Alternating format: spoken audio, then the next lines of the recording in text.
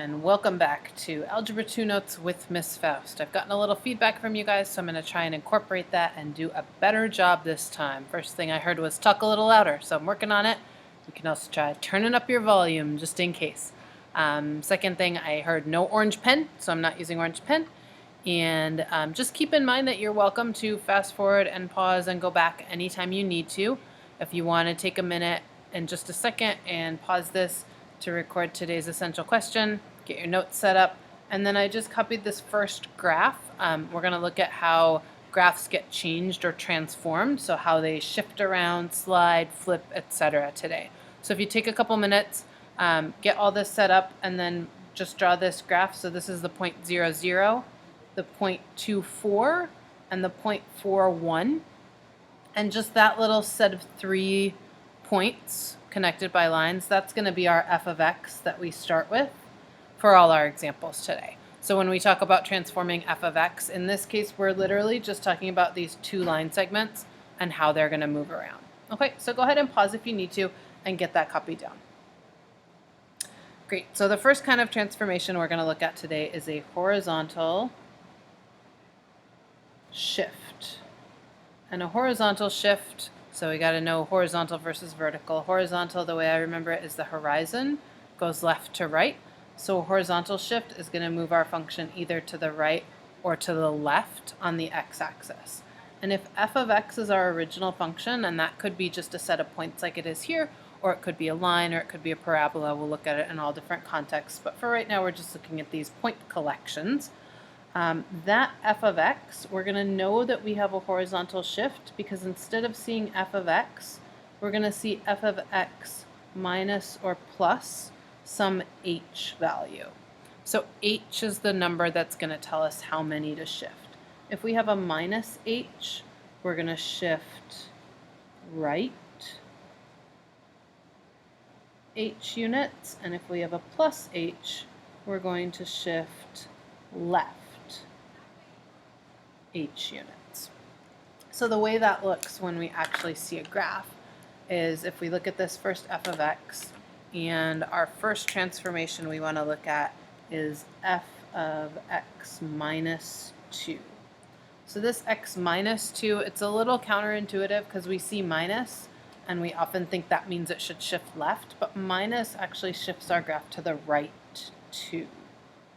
So we're going to go to the right 2 units, which means I go to each one of my points, and I just take that point and I literally move 2 over and put a new point. So I move 2 over, and that's underneath my f of x symbol, but you can still see it there. And then in this one I move 2 over, so I connect those, and that's my first transformation.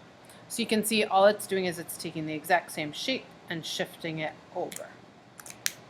A second example would be if we had f of x plus 4. So in this case we have a plus 4.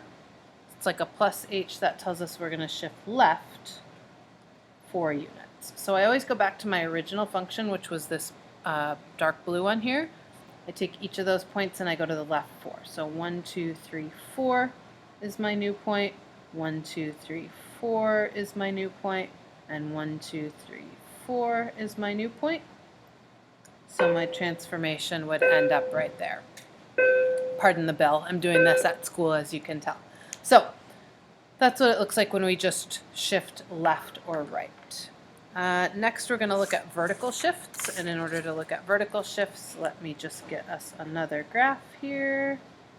So we're going to write vertical shift. In this case, our f of x. The way we know we have a vertical shift, so here we knew it was a horizontal shift because this minus h was inside the parentheses. Now we're going to have some f of x plus some number k. And notice here the k is outside the parentheses.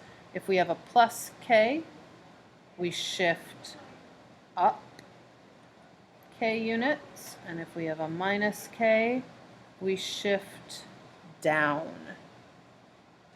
k units. So again, let me just get our little graph here.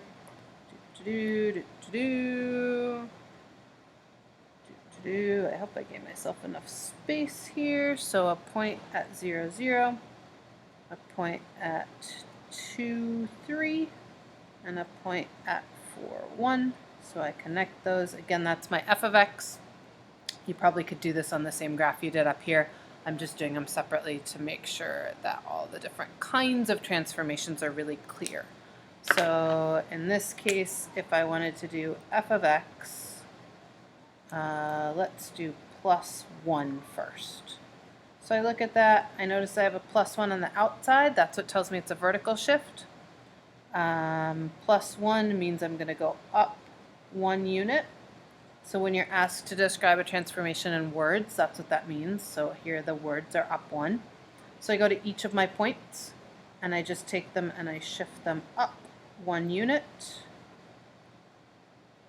connect them, and there's my new graph. So that's the red graph that matches that. Just to show you again the other one, f of x, let's just do minus 3. So minus 3 means my graph would move down 3 units. So I go here and I take each of these points and I move them down 1, 2, 3. And I move them down 1, 2, 3. And I move them down 1, 2, 3. So when I'm done, my graph looks like that. So I've got my horizontal shifts and my vertical shifts. We're going to look at one more kind of reflection today, or excuse me, transformation. It's actually a reflection, that's why I accidentally said that. And then we're going to look a little bit at how we put them all together. So going on, try and just continue recording here. Oh, some of my points went through, but that is okay. Set up my columns again. As I'm setting this up, I just want to remind you, as you have questions, as you're taking these notes, as you're looking over them, as you have questions about the video, this space on the left is a really good space to record that. That way you'll know when you get to class exactly what your question was. Often we forget by the time we get to class. So please use this space. Then you also know like exactly where it was with the notes, so you can show me easily what your question was. So this time we have reflections, and we have two kinds of reflections. We can reflect over the x-axis, and we can reflect over the y-axis. And in each of those, they're going to show up a little bit different. If we're reflecting over the x-axis, the way we'll see that in our function, so when we look at our function, what we'll see is it will say negative f of x with that negative on the outside. If we're reflecting over the y-axis, we'll see f of negative x. So here the negative's on the inside. That means we're going to reflect it over the y-axis. So just to look again, let me build our little graph from before. Same exact one, so if you're still on the same page, you can use the one you used before. If you have lots of different colors, you probably can just do these all using your different colors instead of redrawing them each time like I am. Okay, so again, there's our f of x. So when we want to look at negative f of x, that's going to flip it over the x-axis. And if you think about it, when you flip it over the x-axis, the y values are the opposites of what they started. So if we think about that, if we were flipping this point over the x-axis when we do that, that's going to flip down here. So it's the y value that changes when we do an x reflection. So 0 doesn't move because you flip it and it's in the same spot.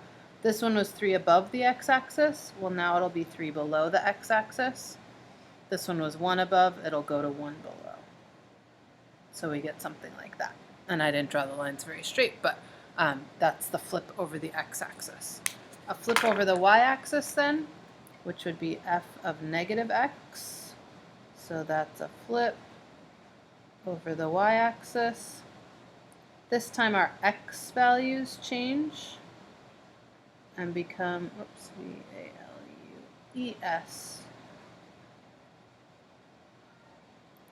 The x values become opposite. So again, 0, 0 won't move. That point's going to stay right there. Opposite of 0 is 0. This one, when I flip it over the y-axis, it's going to come over here. It was 2 to that side. Now it's 2 to that side. This one was 4 over Now it's going to go 4 to the other side. So it's the x value again that's changing. And that would be my reflection in that direction. So that's a summary sort of all the different kinds of reflections that we see.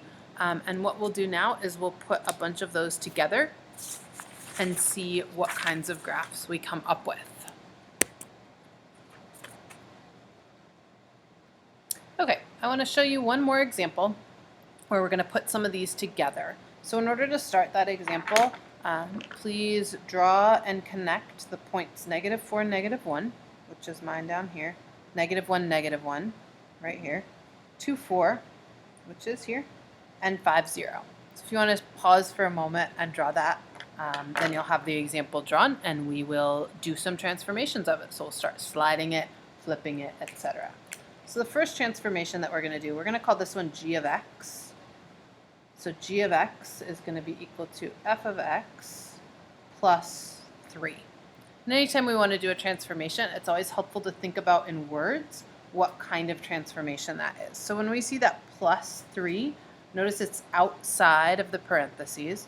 So outside of the parentheses, it's like a plus k. So look back and see where plus k's are. Plus k's are actually vertical shifts. So this one is going to shift up 3 units. Once you get it in words, usually then it's pretty easy to draw the graph. So from here, I need to take each of these 4 points and move them up 3. 1, 2, 3. 1, 2, 3. 1, 2, 3. 1, 2, 3.